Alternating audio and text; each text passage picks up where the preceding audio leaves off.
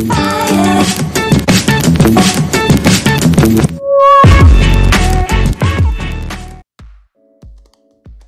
guys, welcome to a brand new episode of Pokemon Duel. Today we are talking about the team match event. So it's going really well. As you can see here, day one update, we are smashing it, 63.2% of the share.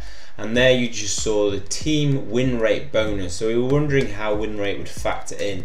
And a very small bonus, given that was 51.9% versus 49.3%.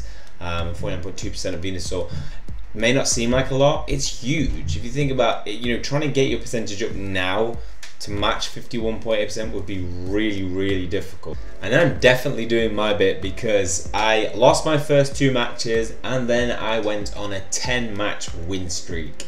Blastoise and Venusaur destroying them, taking their points away from them and giving more points to our team. So there we can see our team power meter has gone down to 7. It's kind of stayed around that since the start. I think Venusaur, do they get some kind of buff? Can you clarify, anybody on Team Venusaur, how they've buffed the people in the last place at the day 1 update? So we're going to go into some play and hopefully continue that win streak. We're not just going for some wins for Team Charizard, we're going for my highest rank ever achieved. So highest rank ever achieved in terms of score, not in terms of place, because I think even with 2 wins I probably fall short.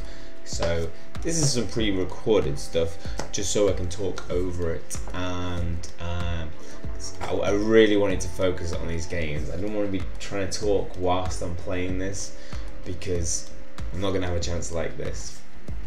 So taking ages to search for a dual opponent. The higher you get, the longer you typically have to wait because there's less people around that score. So coming into this, a 3-1-4-4, nice matchup, but a very interesting deck to play against, because you just cannot forget about Gothitel's ability. Squared attack is such a dangerous ability if you're not aware of it. So here he puts Grottle on the entry point, and yeah, straight out with my beautiful Tapu Koko, who is just killing it. He's insane. And looking at Grottle, Poliwhirl has the most insane matchup against it. Like, he's just got no hope. You'll see that later as I look to see what the two disc segment switches will do. But I've just been going for this build-up strategy of, you know, building a defense, you know, and then pulling the electro energy at the right time. So then I've got 110 Zapdos without chain levels. And he puts a Shuppet, so none of us can kind of push forward, otherwise we'll get surrounded if we don't kill on attack. Electro Energy is 114 Zapdos. No, that's his Zapdos. Mine 116 and 111. But I want to really push because there's where my advantage with the plus 30 is. So here's a key point. I'm looking at Grottle. If I hit withdraw, he shifts to a miss. If I hit 42, he shifts to a miss. If he hits his other attack, he hits to withdraw. So he has no hope. He has to hit a miss and still be my 42. He has no hope against my my Poliwhirl. Wait, does he shift to a miss? If it's his 42, he shifts to his 52. My bad. Yeah, he does. But here's with Gothitelle, level 10. Wow, squared attack. Do not put somebody on your entry point at this point. He's completely baiting me by putting those 2 figures on his own entry points. He wants me to get 1 figure on my entry point and then pull a squared attack. Look, he's baiting me. But let's see, there's Jolteon. I'm thinking, well, I could, but no. Be wary of Gothitelle and the squared attack, because if I'd have attacked him, I think I do attack him and I hit squared attack. Double chance with Raikou. Raikou just has, you can hit 80, 110, he's just fine. And I hit that thunderous blow. Really love Raikou actually. I was thinking if I did swap a figure out, who would I pick? and I thought Raikou for a second, but that thunderous blow being a yellow disc is killer, and its ability is awesome as well. And then you've got 110, which is just a powerful attack in terms of matching. Probably 80% of figures you're going to take out with that. And bite 50, whilst it's small, is a really nice cover for any Mews. And if he doesn't, and if Tapu Koko gets knocked out, you got 80-50 as your attack against Mew. This is hypersonic. So Water Gun switches onto squared attack. Now, if I hadn't got my pieces covered there, if I had somebody on one of my entry points and his Zapdos was still on that, he could have just swapped down to my my own entry point and then pushed towards my goal, which just would not be good. So I want to keep him behind my figures. Yeah, I know. I was just playing it safe, I think, just because I was biding my time, finding the right figure to go for. I think I'll go for Shuppet. Yeah. I've got good odds against them. Thankfully I hit the quick attack.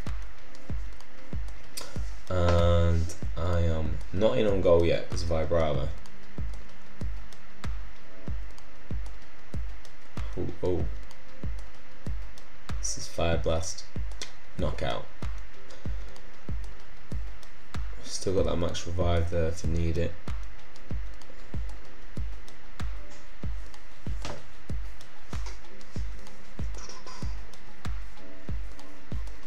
Yeah, I'm just putting that pressure on. Got his entry point now. He's got max revive, I believe. So I want to kind of keep him on the keep him on the defensive, so he can't pull something onto the field. Dun, dun, dun.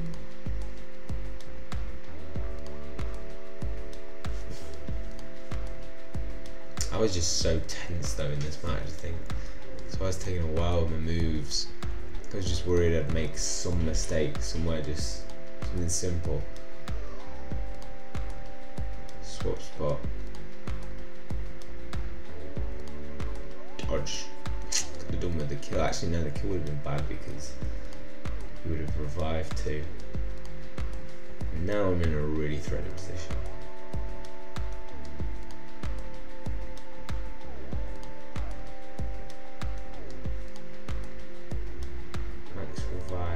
With the Shuppet, look, Shuppet can come over Grottle. Yeah, I did not. That's what I mean. Like, just the little intricacies of some of the pieces can make a big difference. You know, Grottle, I complete, because I'm used to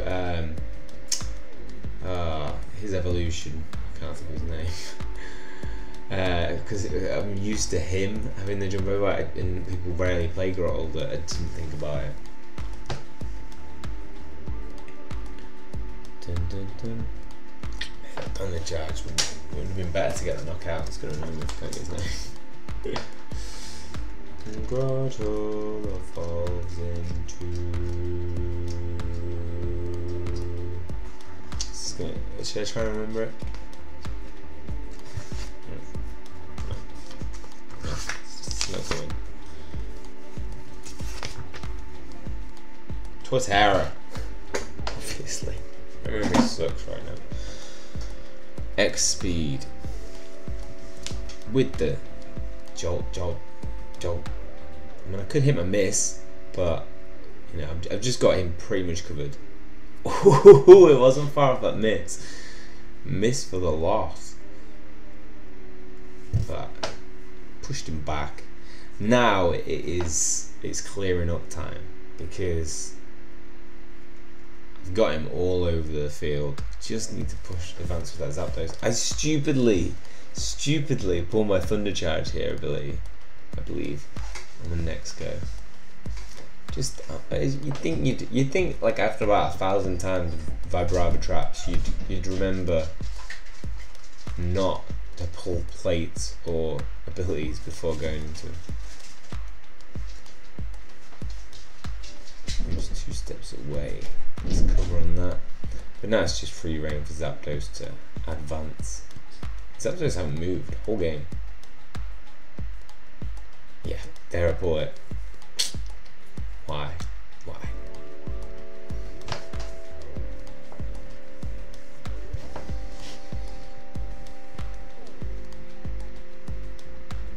I like this position because I can just hop over a Bravo if I need to. Oh, here's where this is you know where game can be taken. Do I realize it now? Because Raikou can attack Ho-Oh and then not be surrounded by Vibrava on his next go. Yep, this is when I realize it. Yeah, so thank God I saw this, because I can push in, and thank God I used double chance. So Thunderous Blow, right, has already pulled off once against the purple, and here it comes again, Thunderous Blow. So that's where I'm just like, nah, Raikou's staying, no doubt. So huge spin for the game, potentially massively threatening it. We've got Vibrava needs to now pull Dragon Breath or 41 against Miss. Dragon Breath against my Bite. Yeah, good luck with that. I think he pulls the double chance. Going in with the double chance. And if I lose this, I'm gonna just no chance. But I hit my 50 bite, so he's got a chance. He has a chance to take me out, but he doesn't take it. Dragon Breath doesn't hit. Supersonic confuses me, but I am not confused enough to not take this game. Zapdos for this round, and because Raikou has hit so many thunderous blows, and he deserves the win. Grog just makes a little movement forward, and Raikou for the win. Yes. Huge. So big win. 3391, going higher, going above that 3400 for the first time. Monthly rating goes up, event rating goes up. I was feeling so happy about that.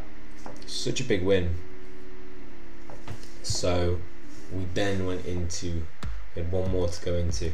Before that we had some boosters to open. So Black Booster Gold and my locked booster, the keys. So when you open a Carmenite, you just want, you don't care about the figures. You just want, unless you get a Zekrom. Please give me a Zekrom. Got a Reshiram again yesterday. A 6th Zekrom and then 50 Carmenite. Boom, 218 points. Well, 50 Carmenite is big. I'm looking forward to put that into a new figure. Who do I put it into though? I mean, Zapdos is a figure that just is in every squad.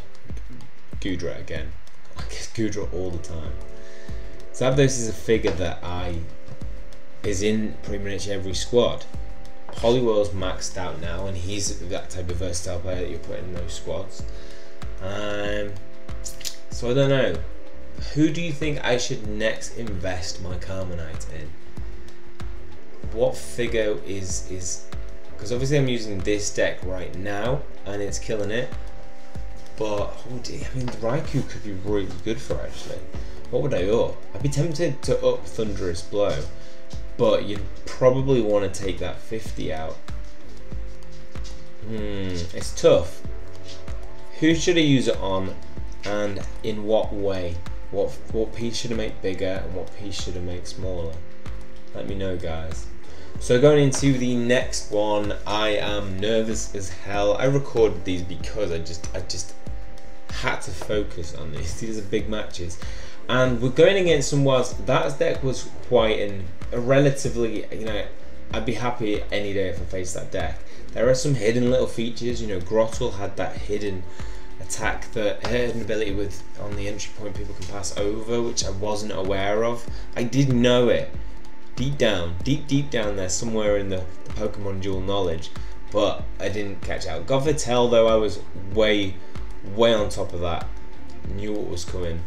And now we go into another deck of really difficult abilities in terms of, you know, you don't play against a Weezing every day, so he is a figure that I need to watch. And I was aware that his ability, so pauses there, I put it down and it just stopped. So we go into the next part. So I'm just checking his plates. I know he's got Gengarite. I was looking for Phantom Energy because I thought he might have it in a poison deck, but then you can pass over. any special condition figures. So Crobat is threatening my entry point and pressure on goal, but he's not getting past Zapdos. No day. Just double checking it. So he's got a Gengar, and this is where you really have to focus, because this move here, if I don't watch myself, I can be at risk of giving him a good chance of beating me. Because if I put my I was tempted to put my Zapdos out from the goal, moving 2 space towards my goal, sorry. But if I do that, he pulls Gengar, he sits on that entry point, and I can't move my Zapdos, so I have to attack him and hopefully hit his Toxic against my yellow. So now Raikou towards, no, not Raikou, Tapu Koko towards the goal is my best bet, because it means I can pull Jolteon across to defend my goal. If he does decide to attack Tapu Koko on the next go, it means that if he doesn't kill him, which is pretty likely given that I'm a big dodge and he has a big purple attack, he will be surrounded. I will surround him. So I'm in a pretty secure position from then on. I've kind of weathered that storm of Gengar, Mega Gengar coming in. So that's about setting up, getting all my figures out, getting them into good matchups potentially. So here I see Weezing, and I see an opportunity here in that Tapu Koko is in a pretty nice position. Obviously has the ability to pass through all opponents on the field right now. There's no fairy types. So I think it's probably a good idea to get Zapdos on my goal to allow him to move, so that he can surround anybody who moves towards Jolteon and Zapdos. If they don't kill him, then they're going to get surrounded right now. So I didn't take into account Weezing's ability. So I was putting my players at risk. I'm thinking, I'm baiting him. Go towards the goal. Pulling Raikou out. So if he hits Sludge Bomb, he can poison. If only if I knock him out, though, which is unlikely, being that I don't have a higher attack. Actually, yeah, no, he should have gone for Zapdos then, shouldn't he? Because if he'd have gone for Zapdos, Zapdos could have potentially knocked him out if he hit his Sludge Bomb. Thank you for the prompt. Pre-Dan helping me with the prompt for Sludge Bomb.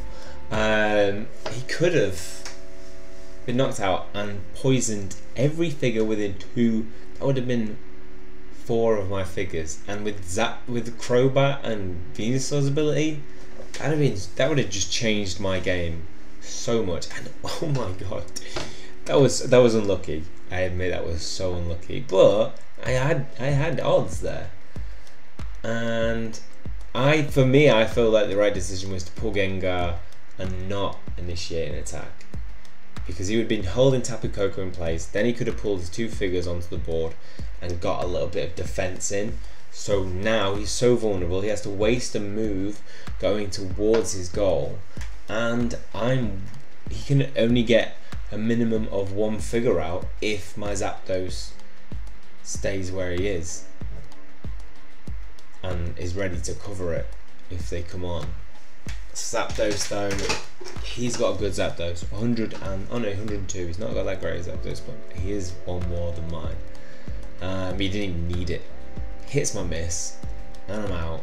So at this point, my game plan is throw everything at him on that side, try and get that entry point blocked. He's got a max revive.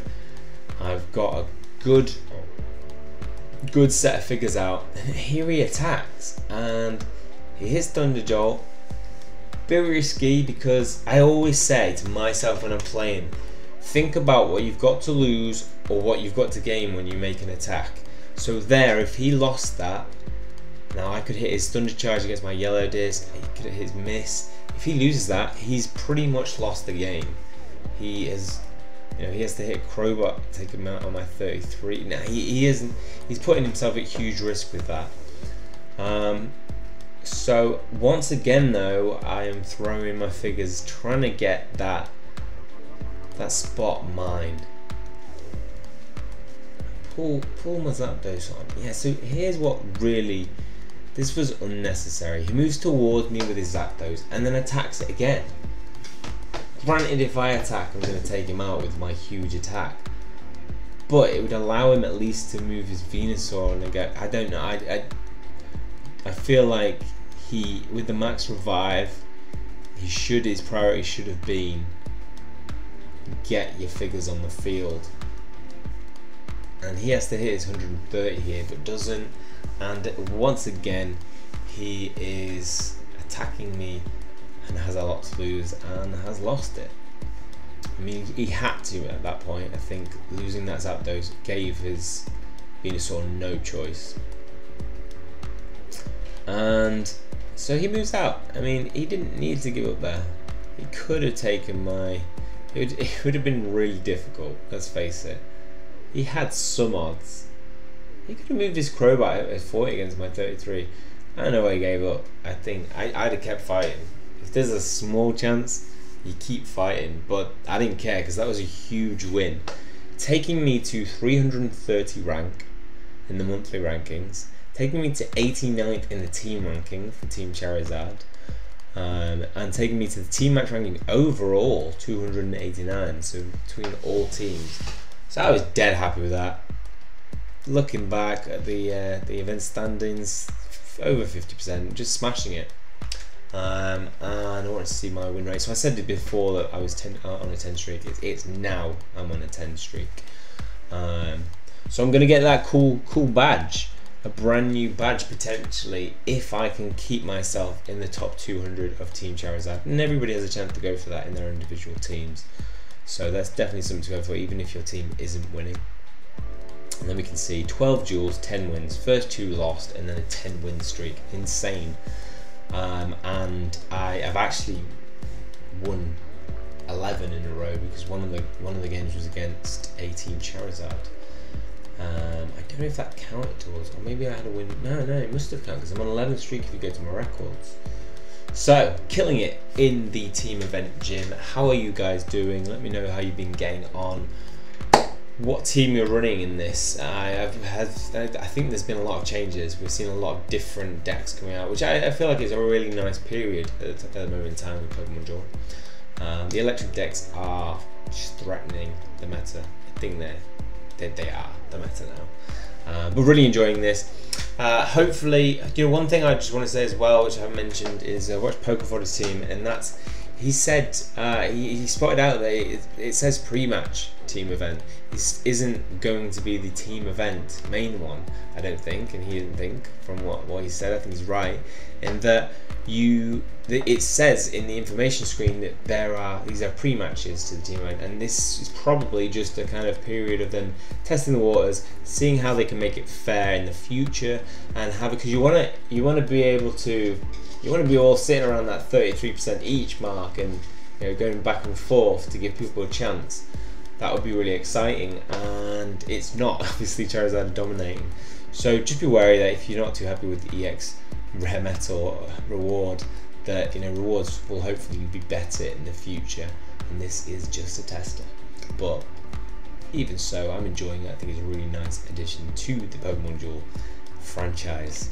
So that's all from me. Hopefully you've enjoyed it. If you have, hit that like button. See you next time.